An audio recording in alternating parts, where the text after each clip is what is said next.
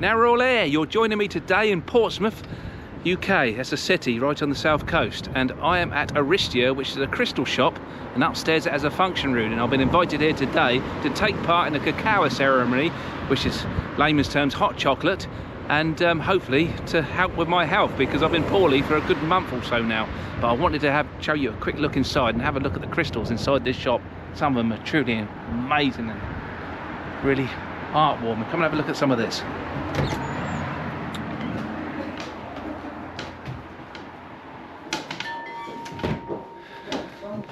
A friend of mine asked me wanted this for Christmas. I don't think I can afford it.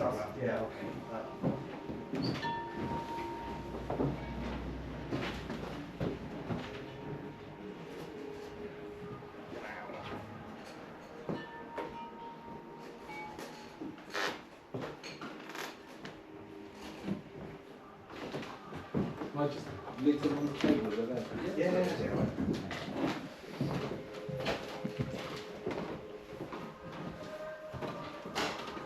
Right.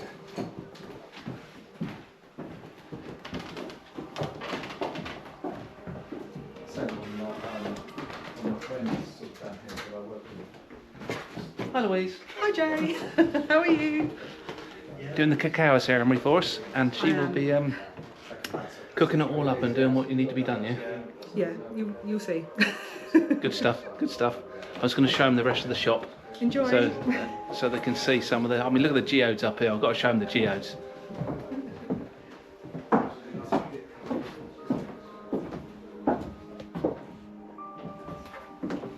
I mean, some of these are truly incredible. Look at that, that's over a metre tall. Look. You got space in your house for that one? No, Oh. no, I haven't. I'd be too fearful of it getting broken as well. So, yeah, I mean, this one's truly incredible, isn't it? It's lovely. It's one of my favourites. Nice selenite lamp, and I've got to get myself one of them. Oh yeah. But yeah, some of these things are fantastic. You look very at home there, Jay. I mean, look at that for a rose quartz skull. Can't complain at that, can you? Wow! Some of these points are amazing. But here's my little, that dragon's head there. One day, when I make enough money, that'll belong to me.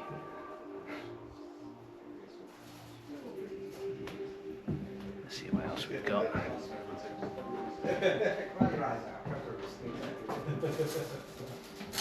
So much interesting stuff here. Oh, one of my favourites down in this here. Look at this. Petrified wood. There's a slice in the background, and here we've got a real good cluster of quartz. Amazing.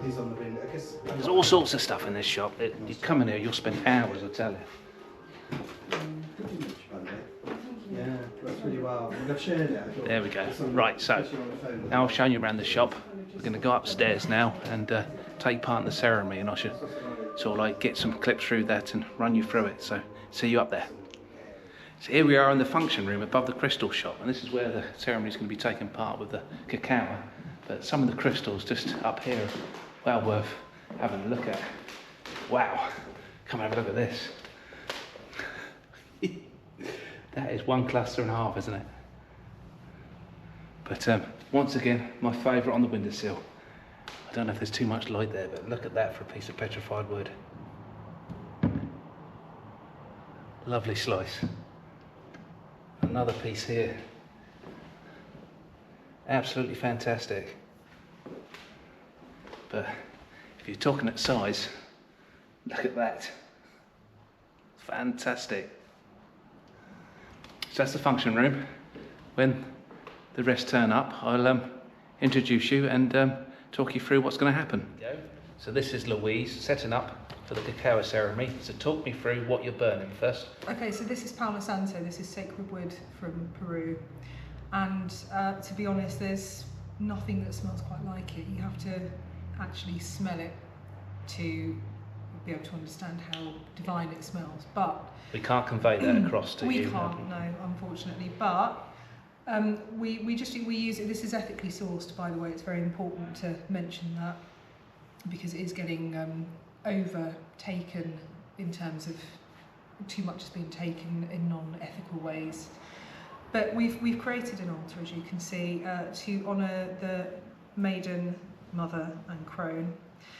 We've all brought some things for the altar. We've set it on petrified wood, which I think is lovely actually, and our lovely friend Sarah has brought some really beautiful British wintry Evergreens. foliage and evergreen. So I can see we've got ivy, I can see we've got mistletoe, and we've got the red berries of the holly tree, and obviously the holly leaves. This is actually, you can see, this doesn't have the points because it's the female.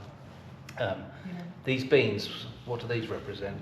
These, because we're going into cacao ceremony, I've brought some cacao beans. So what I like to do is actually, before we start the ceremony, is ask everyone to take a bean, blow their intention into the bean, and then at the end of the ceremony what happens is I will ask or invite people to go and plant it.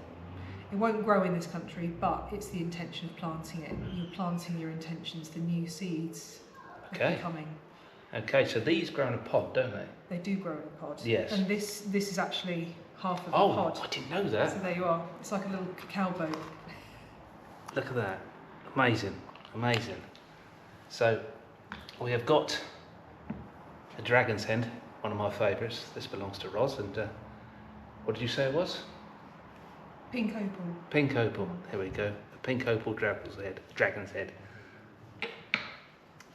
Marvellous. So the three candles represented is the Trinity, I suppose. The Trinity. A different example of the Trinity.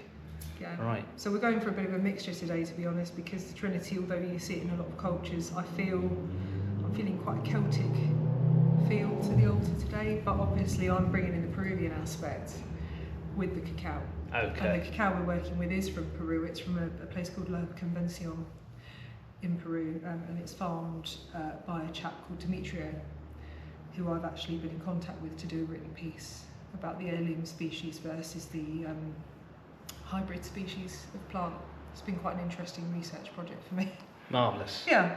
Right, so what we do is we're going to step on and you'll talk me through the cooking bit next. Okay. So Louise is now chopping up the cacao, and this particular stuff comes from Peru and is very expensive.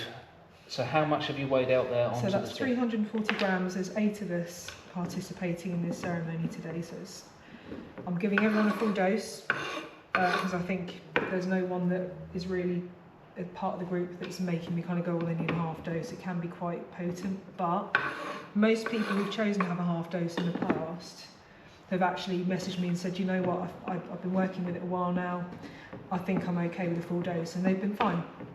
Never ever had any adverse effects. So it's 42.5 grams for a full ceremonial dose. You can do a half dose. If you're having it daily, then I'd suggest less, so maybe between 10 and 20 grams, no more than 28 grams a day. And you don't have to cook it up in a drink, although it's lovely to do. You can eat it raw. It is quite bitter. It's pure chocolate, so there's nothing else in it. There's no sugar, so that stuff you get in the shops ain't going to cut it. Okay, now I'm right in saying this stuff is enriched with magnesium and other... It's naturally has a huge amount of magnesium and a lot of vitamins. Theobromine, they're finding, is very, very good for a lot of things. So cacao, we know through lots of research, it's good for lowering blood sugar levels. So for diabetics, this kind of cacao is fantastic. Theobromine's been found to actually stop the cough reflex, so people with a lot of chronic coughing or a severe cough actually benefit from it. It's an anti-inflammatory, so people who have inflammatory problems, joint problems, benefit fantastically from it. It releases serotonin and dopamine, so you feel great when you drink it and work with it. Hormone balancing, there's some research being carried out on that at the moment. I'm sure I've missed some out, but there's a lot to say about this plant medicine, and it's not pie in the sky stuff. This has been really heavily researched, and the papers are out there, you can read them, which satisfies my scientific brain. Cool. Yeah. So then, once you finish chopping all this up, you're going to place it. I'm going to cleanse it first, so everything from now on in is going to get cleansed with Palo Santo, so the cacao itself is going to be cleansed. I usually have a feather smudger, but I left it at home today. I didn't feel cool to use it, so I'll just use some Palo Santo and just waft it a bit, with the intention of cleansing, obviously. So yeah, once we've cleansed, what I do is I then measure out the milk. So if you're going to have it as a drink, 200 mils of milk, not cow's milk, oat milk or almond milk or some sort of plant-based milk, organic preferably, or water does the job. 250 ml you can go up to, but I don't think it works as well. So you've brought oat. Oat milk, yeah, oat milk's lovely because it's creamy, so it tastes really rich and really decadent. And you're going to ask about this now, aren't you? So this is my little special secret weapon.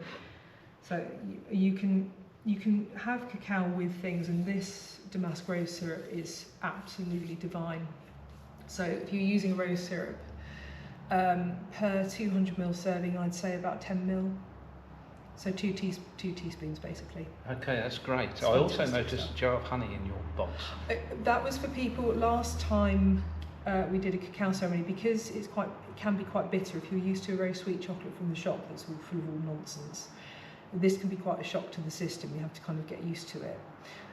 So the honey was purely because people wanted to sweeten it and make it a bit better on the tongue.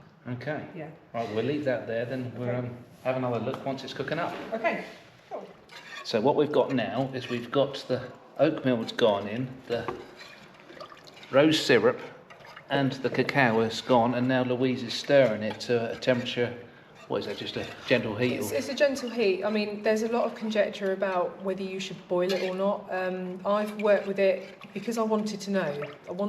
There's the scientific reason for not boiling it is that it denatures the active components in the cacao.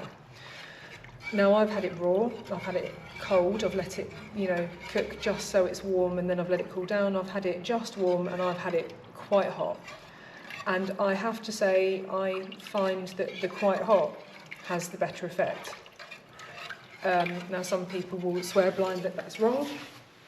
My teacher was taught by the Mayans themselves, so she travelled to South America to learn, and I'm effectively just regurgitating what she's taught me, and on the back of my own experience. And I think experience speaks wonders in terms of,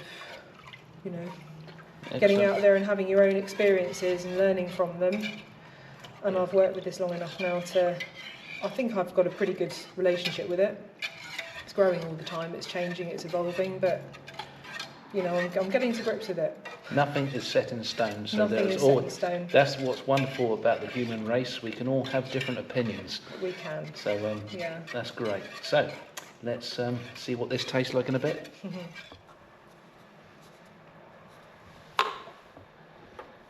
So here we are ladling out the cacao for 8 cups. Yeah. 8 cups. So I take it there's none of that. That's all melted within. That's literally completely dissolved. And it smells absolutely amazing. It does. It smells like hot chocolate. You'll have a different experience when you taste it. It's not quite the same.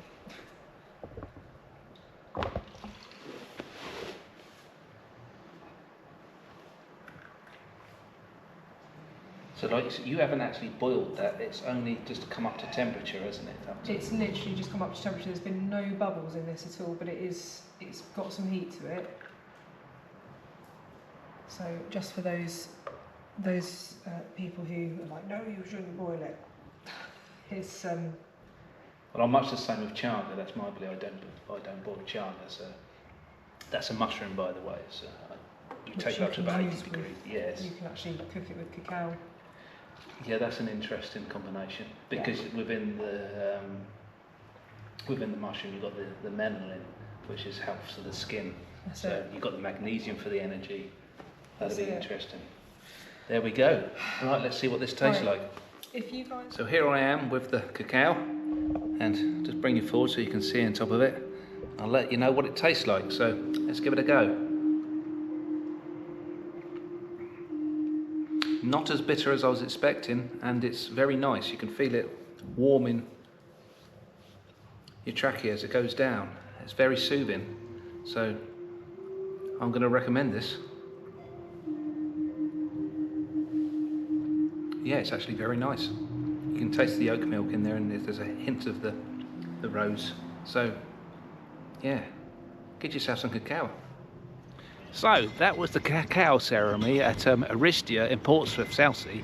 And yeah, it's interesting to know about the Peruvian women and how they take care of the plants, and they sow the plants, and the males look after the plants. There's a feminine, masculine thing going on. So after that, I've enjoyed myself immensely, and I'd like to thank Mike Eastwood for allowing me to film in his shop and upstairs there in his room. And I'd like to just say, if you like this sort of thing, come and join me on the next video, and Merry Christmas.